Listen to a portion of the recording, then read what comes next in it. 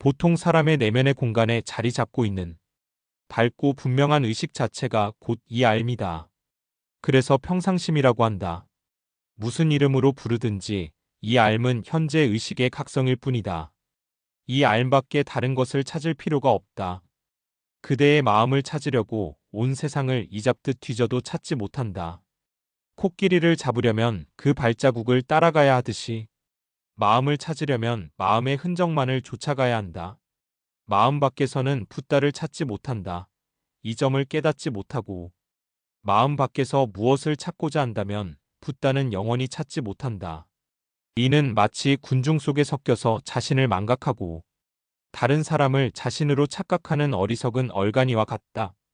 우주의 궁극적인 실체인 마음을 깨닫지 못하면 그대의 혼미한 마음으로 인해 윤회의 수레바퀴에 휘말려 들어간다. 그대의 마음이 붓다인 줄을 깨닫지 못하는 그 마음이 니르바나를 흐리게 하는 장애물이다. 아느냐 모르느냐에 따라 해탈과 윤회가 갈린다. 해탈과 윤회는 한 찰나에 갈린다. 마음이 어딘가에 있는 것으로 생각하는 것은 잘못이다.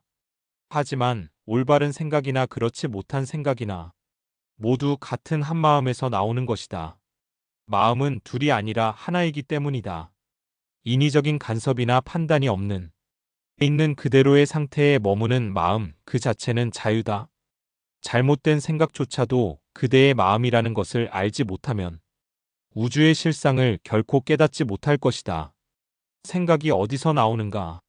생각이 머무는 곳은 어디이며 최후에는 어디로 사라져가는가? 모든 생각은 물에 비친 까마귀 그림자와 같다.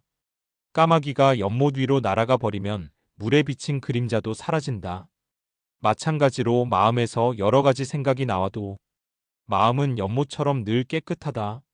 모든 것을 알고 있고 늘 깨어있는 마음은 하늘처럼 투명하게 비어있다. 이 근원적인 직관 지혜의 투명성 속에 만물이 깃들어 있다. 그대의 마음이 모든 현상과 존재를 만들어낸다. 마음은 투명한 지성으로 스스로를 깨닫는다. 마음을 공간에 빗대어 설명하지만 그것은 하나의 상징일 뿐이다. 공간이라는 말로는 마음 전체를 설명할 수 없다. 마음은 투명하게 비어있는 지성이다. 하지만 공간은 비어있는 허공일 뿐 지성이 없다. 그러므로 공간이라는 말로는 마음을 설명할 수 없다. 동요하지 말고 마음의 실체에 초점을 맞추라. 이 세상의 모든 피상적인 현상은 두려움과 마찬가지로 실체가 있는 것이 아니다. 모든 현상과 존재, 윤회와 해탈이 그대 마음의 소산이다. 그러므로 마음의 흐름을 바꿈으로써 외적인 세상을 변형시킬 수 있느니라. 모든 것이 마음먹기에 따라 다르게 보인다. 그래서 피상적인 관찰자들은 여섯 존체 차원의 윤회를 절대적인 실제로 주장하거나 아니면 완전히 부정하는 허무주의에 빠진다. 현상의 다름을 보는 사람은 수행의 9단계 역시 서로 다른 것으로 보는 흑백 논리의 오류에 빠진다. 그러나 모든 현상은 마음의 소산이다. 그러므로 무엇에도 집착하지 말고 깨어있는 상태에 머물러 있도록 하라. 어떤 사람은 깨달음을 통해 오류에서 벗어난다. 어떤 사람은 현상의 다름에 집착함으로써 오류를 범한다. 그러나 집착하는 것 자체도 마음의 작용이다. 이것을 안다면 집착에서 풀려날 것이다. 그대가 아는 것은 모두 마음의 작용이다. 마음이 아는 것이다. 생명이 없는 무정물도 마음이다. 여섯 종류의 생명 있는 존재도 마음이다. 고귀한 인간과 신들의 행복도 마음이다. 비참한 상태의 고통도 마음이다. 5가지 도구로 인한 그릇된 인식도 마음이다. 근원적인 지혜의 지성도 마음이다. 성과 자유의 성취도 마음이다. 장애물인 악마와 망령들도 마음이다. 선한 신들의 도움도 마음이다. 모든 순수함도 마음이다. 개념이 사라진 집중 상태도 마음이다. 사물의 형태와 색깔도 마음이다. 형태가 없는 존재도 마음이다. 일원성과 다양성도 마음이다. 비존재와 무도 마음이다. 마음 밖에 있는 것은 아무것도 없다. 마음이 모든 현상을 계속 만들어낸다. 바다와 파도가 둘이 아니듯이 마음과 현상도 둘이 아니다. 나타나는 현상에 서로 다른 이름을 붙이지만 마음 밖에서 객관적으로 존재하는 것은 아무것도 없다. 마음은 어디에도 매여 있지 않고 자유롭다. 어느 한 면만을 보고 마음이라고 말할 수 없다. 마음에는 어떤 특정한 상태가 없기 때문에 무엇이라고 말할 수 없다. 마음은 투명한 지성으로 빛나고 있기 때문에 비어 있다고 말할 수도 없다. 마음은 비어 있으면서 투명한 지성으로 충만하다. 비어 있음과 투명한 지성은 분리할 수 없다. 행위자를 알지 못함에도 불구하고 행위가 일어나지만 그래도 그대의 각성은 맑고 분명하다. 고정불변의 실체가 없음에도 불구하고 무엇을 체험하지만 그래도 그대의 각성은 맑고 분명하다.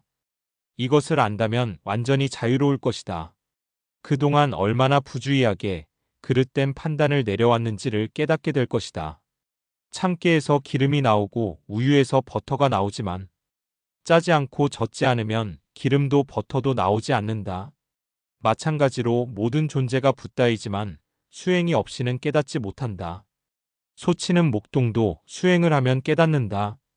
자신의 깨달음을 설명할 수는 없을지라도 확실한 체험은 할 수 있다. 그대가 직접 설탕 맛을 보았다면 설탕 맛이 어떠냐고 다른 사람에게 물어볼 필요가 없다. 마음이라는 실체를 이해하지 못하면 아무리 전문가 학자라도 오류를 범할 것이다. 9단계 수행에 대해 기가 막히게 설명하는 사람이라도 마음을 깨닫지 못했다면 그들의 이야기는 그저 주워들은 소문에 지나지 않는다. 그들은 불성 근처에도 가보지 못한 사람이다. 그대가 만약 마음이라는 실체를 깨닫는다면 고결함과 사악함을 초월한다. 그러나 만약 마음을 깨닫지 못한다면 고결함은 그대를 천상계에 태어나게 할 것이고 사악함은 그대를 지옥계에 태어나게 할 것이다.